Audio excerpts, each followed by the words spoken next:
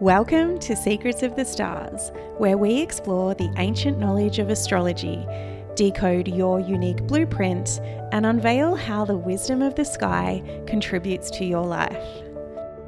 I'm your host, Abby Lutus, astrologer, mentor, and sky guide. It's time to embark on a cosmic adventure of self-discovery and understanding why you are the way you are. Let's dive in. Hello and welcome back to Secrets of the Stars. I'm so excited to be back in here with the podcast today, which I think is probably going to be a short one. I'm going to be talking all about the modes in astrology. I am currently preparing for my next tour, which is a 14-day tour where we have around 8 guests and we walk the full length of the Larapinta Trail. It's about 223 kilometers from start to finish. We begin in Alice Springs and walk all the way out to Mount Sonder. And let me tell you, it's one of my favorite tours because you just get to see everything. You go through beautiful gorges, up on high peaks, incredible swimming holes, and you really can establish this connection with the land and just being out in nature. Pretty much on this whole tour, there is hardly any phone reception. So that is also nice as well, just to reconnect in. Sometimes there is phone service up on the higher peaks or in more congested areas, but it really is a wonderful journey to just be completely immersed in nature as we move along the trail. So I'm going to be pre-recording some episodes so that you can continue to listen in to the podcast whilst I'm out there on the 2-week journey. But today we're talking all about the modes. Now, the modes are best described as how energy flows. Well, this is how I like to describe them anyway. And in astrology, there are 3 different modes. We have cardinal, fixed, mutable. And I'm going to go into all of those in a little bit more detail in a moment. Now, the modes tie in really nicely with the elements. So if you haven't tuned into my episode on the elements, you can go back to episode 33 where I talk all about the elemental influence, which I describe as the building blocks of the zodiac. Now, when we're talking elements, we're talking about fire, earth, air, and water.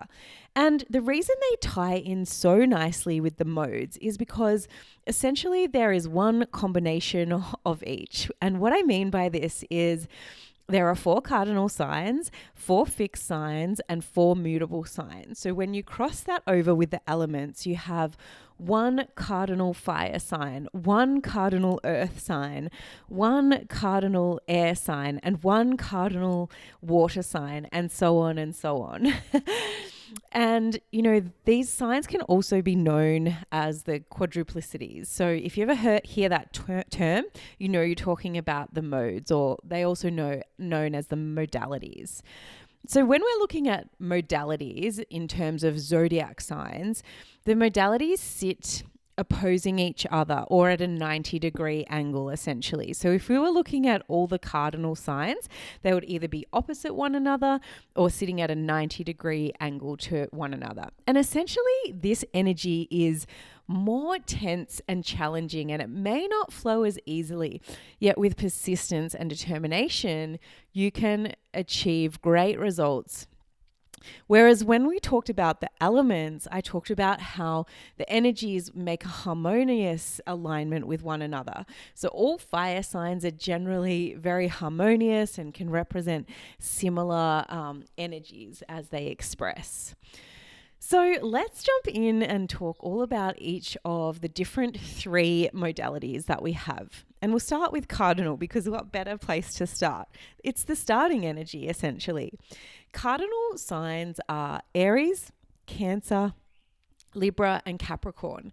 And essentially, these signs, they're pretty important when it comes to the zodiac, all right? And the reason being is that these are the starting energies.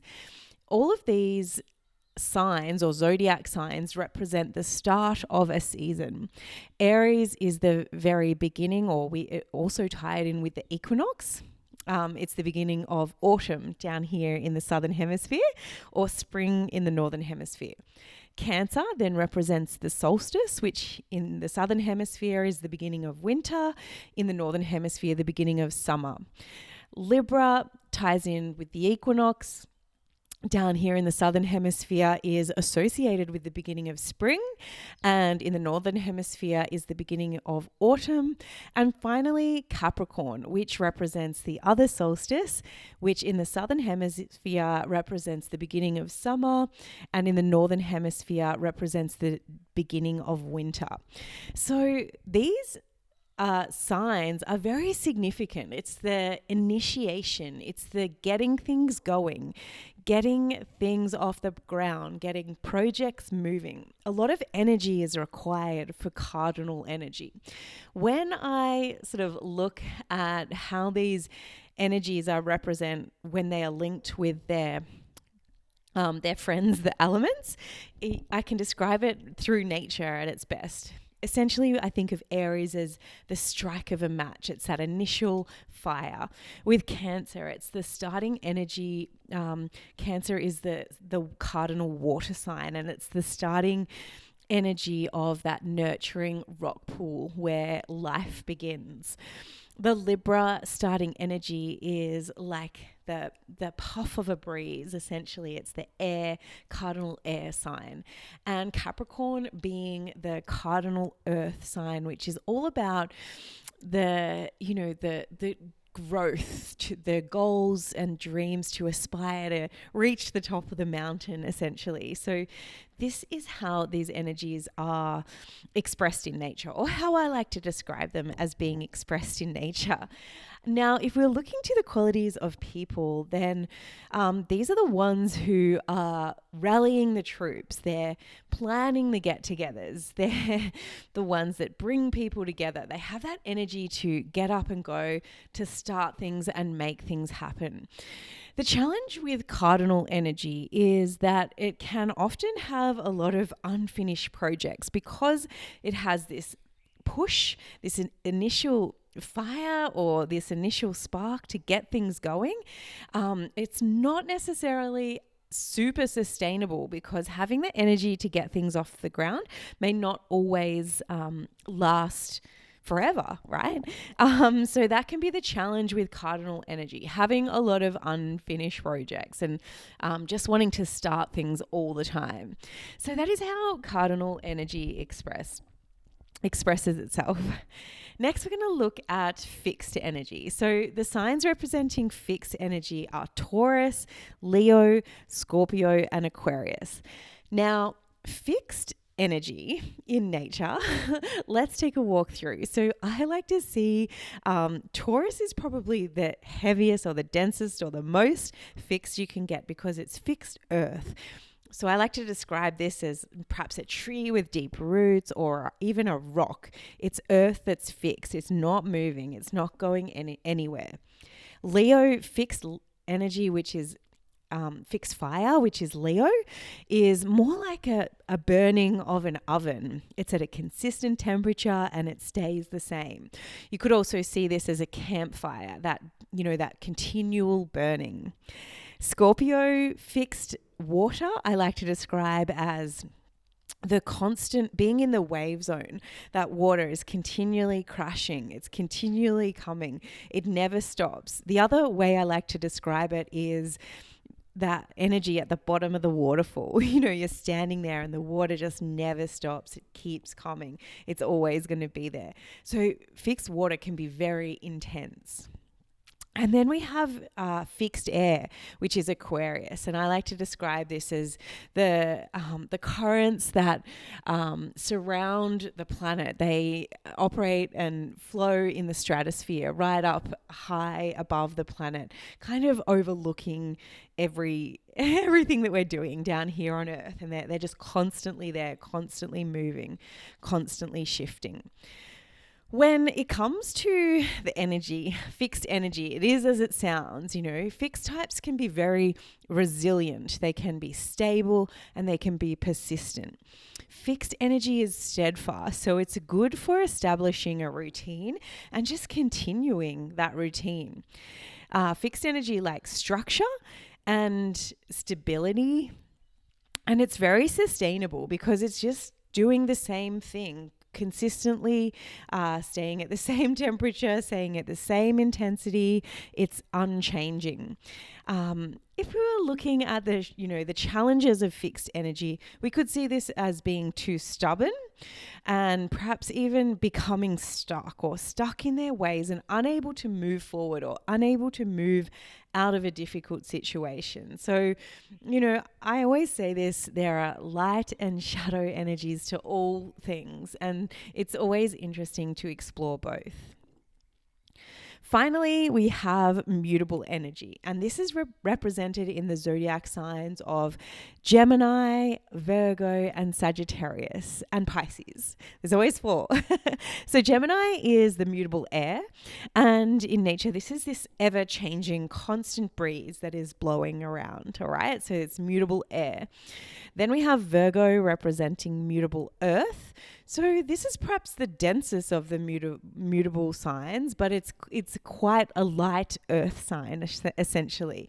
It's the growth of a new seed or the crops that are continuously growing and changing. Sagittarius represents mutable fire, and I like to describe this as a wildfire that's constantly burning and can go anywhere, maybe even a little bit out of control sometimes. And finally, Pisces representing mutable water, which I like to describe as the open ocean, which can be wild and, unruly, but also can be still and calm and glassy, all right? So looking deeper into mutable energy, these types are adaptable and they find it easy to go with the flow. I often say that, you can be here, there, and everywhere. You can do many things at once. You are multi-passionate, multi-talented, and, mutable can change plans with ease. They just go with the flow. They just are able to be here and then they can change in an instant. Mutable energy has the ability to handle many things at a time. They're multi-passionate and they probably love a lot of different things. Too much mutable energy may become scattered, or you might lose focus. You might be, especially mutable air, being up in the head, and just not being able to concentrate, essentially. This is mutable energy. When we are looking at how we express energy, mostly what I have found is that we look at the modes and we have 1 or 2 significant energies. So you might not just be mostly 1, you might be probably a strong combination of 2. So you might be fixed and mutable. You might be cardinal and mutable. You might be fixed and cardinal. All right. So generally there's 2 of these energies that are quite strong. And in some rare occasions, there might be 1 that is quite dominant, or, you might even have a balance of all 3. So you can determine what mode is your strongest mode by looking at where the planets and the key planets express in your natal chart. Where are most of them? Are they in fixed signs? Are they in cardinal signs? Are they in mutable signs? And some planets hold more significance like others, such as the sun, the moon, perhaps our chart ruler. So this is how we can determine which modes we constantly express more. The other way to do it is just to learn about the modes, and you can even look to the descriptions I've given you and say, well, I feel like this is the one I relate to more, or this is the one that I have the least of. And if you were to look to your chart, you'd probably see the accuracy there. And there's always ways to ignite the energies that perhaps you are low on, or that aren't strong in your chart. There's definitely ways that you can tap into those energies, especially through transits and the general moving of the planets as we move through the cycles. Well, there you have it. I hope you've enjoyed this short, punchy episodes about the modes. And as I mentioned, if you haven't tuned in to the episode about the elements, go back and listen to that one. They go hand in hand as you can start to understand how energy expresses itself and how you express energy. Just before we finish up, I want to let you know that I'm still open for readings. If you're interested in taking a deep dive into your personal chart, I've got bookings open for July. Come and book your spot. I would love to do a reading with you. And if you're really wanting to step up and expand your understanding of yourself and feel empowered, come and learn astrology with me. Starlit is my personal development course where you learn how to use astrology to understand and thrive with the energies that you naturally embody. There are 9 modules in this self-paced course, and you can sign up right now and gain access. And I'll even let you into the next live round of the course, which I'm running later this year. Such a bargain at the moment, as the price will be going up. Thank you for joining me on this cosmic journey of self-discovery. If you have enjoyed this episode, please leave a review and share it with someone who you think would love it. Keep exploring the secrets of the stars, and remember, the universe has woven a unique story just for you. Until next time, keep shining bright.